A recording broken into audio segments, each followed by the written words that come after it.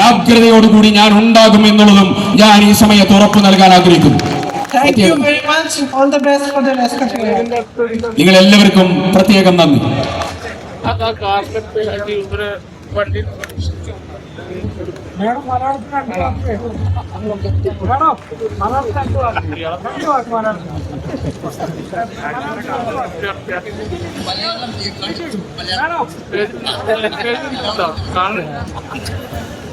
Well, I'm learning now. I'm finding a Malayalam teacher. I'm going to tell you more than 2 words next time I go. Some of the seriously injured persons.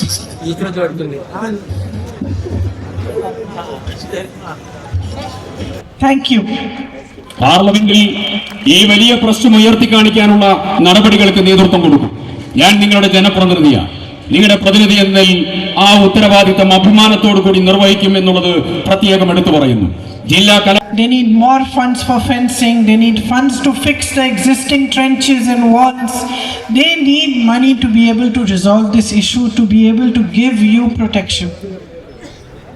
പുതിയതായ ഉപകരണങ്ങൾ വാങ്ങുവാൻ, അതോടൊപ്പം പുതിയ ഗണ്ണുകൾ സംഭരിക്കുവാൻ, ഫെൻസിംഗിന് ആവശ്യമുള്ളതായ വിവിധങ്ങളായ fencing നടപടികൾക്ക് നേതൃത്വം കൊടുക്കുവാൻ, നിലവിലുള്ളതായിരിക്കുന്ന ട്രെഞ്ചുകൾ, കുഴികൾ, ആ കുഴികൾ ക്രമീകരിച്ച് മുന്നോട്ട് കൊണ്ടുപോകുവാൻ, പുതിയതായിരിക്കുന്ന ട്രെഞ്ചുകൾ കുഴിക്കാൻ, എന്തെല്ലാം വന്യമൃഗാക്രമണങ്ങളിൽ നിന്ന് ജനങ്ങൾക്ക് സംരക്ഷണം കൊടുക്കണോ ആ സംരക്ഷണത്തിനാവശ്യമായ ഉപകരണങ്ങളും ക്രമീകരണങ്ങളും നടത്താൻ അവർക്ക് ആവശ്യമായിട്ടുള്ള ഫണ്ടുകൾ ലഭ്യമാകുന്നില്ല.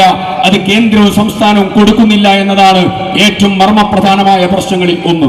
What you are facing is unacceptable. 5 deaths in the matter of 1.5 months is unacceptable.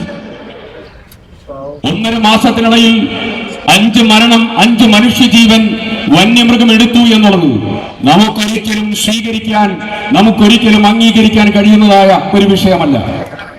And it is not just a problem you are facing here. This problem is faced across these areas of Kerala. നിങ്ങൾ ഇവിടെ മാത്രമല്ല, കേരളത്തിന്റെ എല്ലാ ഇടങ്ങളിലും ഈ പ്രശ്നങ്ങളെ നേരിടുകയാണ്.